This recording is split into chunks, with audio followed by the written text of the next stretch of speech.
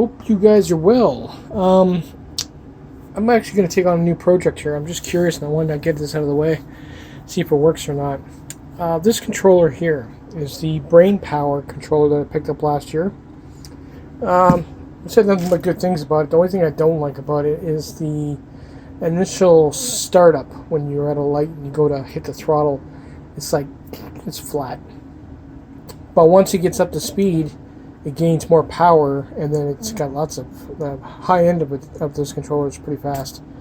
But the initial startup power is very low, and unfortunately that is on the pick itself. You'd have to find a way to program it. It's either it's here or it's over here. And most of the time what they do is they software lock it, so there's no way you can change anything. Now, this is a 48 volt. I have two of them. One's 62 volts, it's a 48. This controller here I got with my Ninja e-bike, and this was the one that had that weird slot lock on the FETs that you couldn't just pull it out and take the screws out. It was all one piece, so basically I had to destroy that piece of metal that was locking the FETs, and unfortunately I couldn't put it back in. So there's no way to actually use this controller because a normal spreader bar has a gap in between each FET. There's no gap in between these, so the screws don't line up, which is a bugger, but it's good for parts. I mean, you got 100 volt caps here that you can put in a decent controller. You can reuse the FETs. What I do want to try though is I want to try sweating out the pick and putting it on this one here. They're both 12 pin. And the only difference is, the only thing it should actually change is the initial startup when you give it throttle, which is actually pretty good on this one. It's still going to sense it's a 48 volt. It's not going to know the difference between a 500 watt and a 1500 watt because the controller doesn't really control that much aspects of it. It's still the controller. The pick only sees this as probably even a 350 watt. It's just that there's more FETs in line with the other FETs. The shunt controls the amps being pulled, so it still would be a 50 watt amp controller. The cutoff voltage and everything is over here, so that still wouldn't be controlled by the pick. The only thing the pick's going to do is going to be for the timing and when you give it throttle. So we'll see if we can sweat these out and just basically switch them. What we're going to do first, we're going to set this up with on the bench with a tester, make sure it actually functions before we, or this one I should say, before we switch them out. Okay, so I got it hooked up to a 48 volt pack. I just wanted to make sure that show you that it is functioning. That flickering light there, that's the pick, showing it is turned on right now. And if I give it some throttle, so we're good there. So let's get this apart and do some soldering. Okay, well, first thing we gotta do is we gotta prep this one for surgery.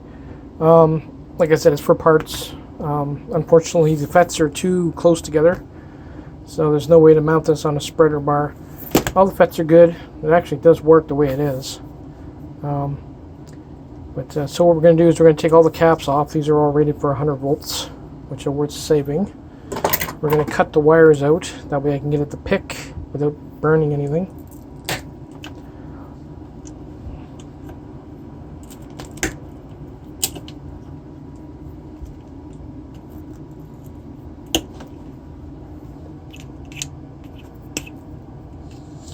Everything gets recycled here, including, everything, including the board. I got a few of them down there.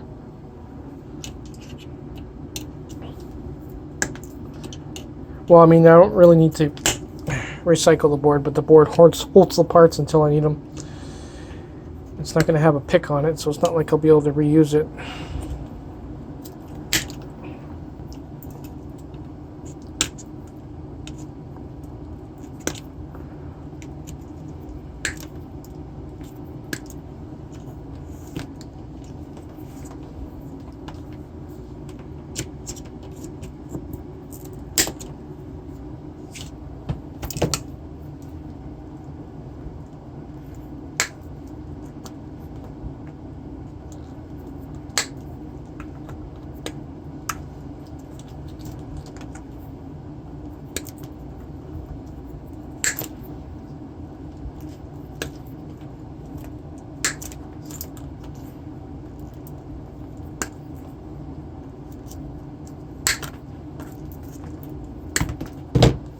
There we go.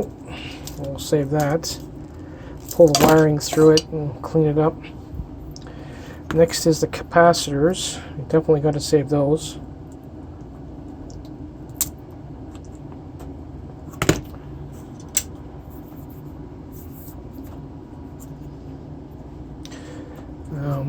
After I'm done stripping this, what we'll do is we'll do a part 2, and because it's gonna take a lot of work to get that off.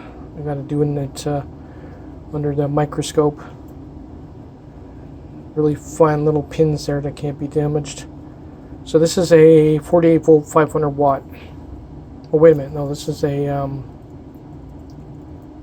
I don't think that was this is a 48 volt. I believe the voltage on that was a 72 volt or a 60 volt. I wonder if this is even going to work.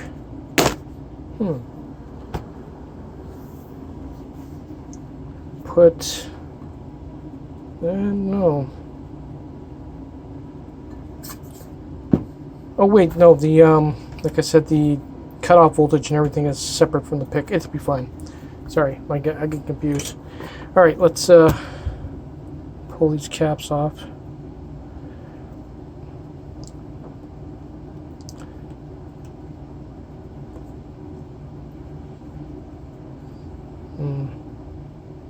Oh yeah, that's working good. I gotta change the end on that. Let's try something a little bit more powerful.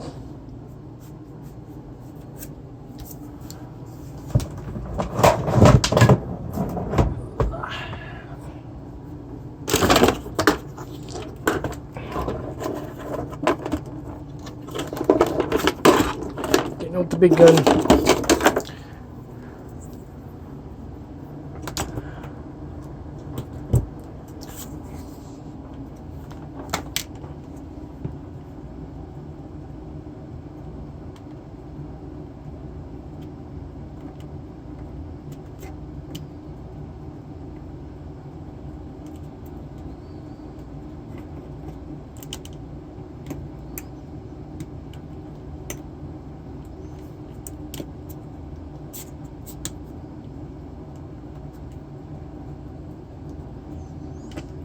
Come on, I should be able to do this without soldering it.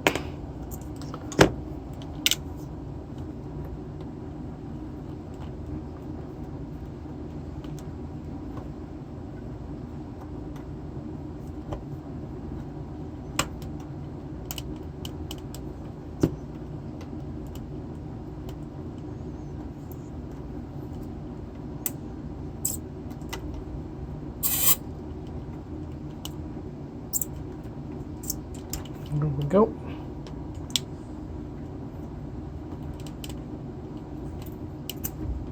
Also, what they did is when they put the leads through the board, they folded them over, so it makes them so hard to move. You don't want to pull them through the cap, or they'll be no good.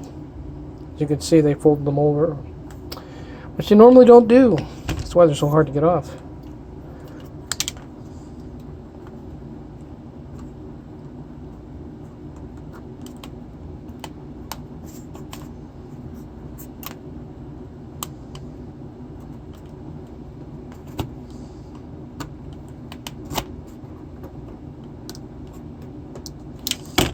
Go.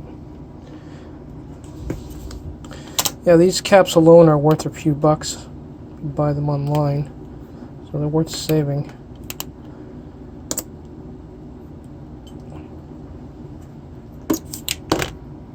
Alright, so it's pretty much clear. I'm not worried about the small ones. If I cook them when I'm taking the PIC off, oh well.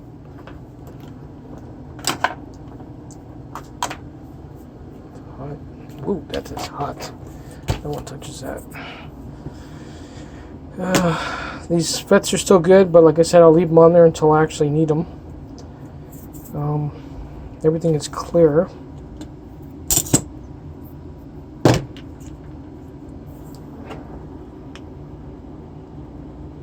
Whoa, that was close. I almost destroyed the PIC. That was a stupid move right there. I just rubbed the very end of it. I could have cracked it. Anyway, that's it, guys. She's prepped to go, and then I'll do part 2, and we'll unsweat that and pull it off, and put it on the other controller, see if it works. Later.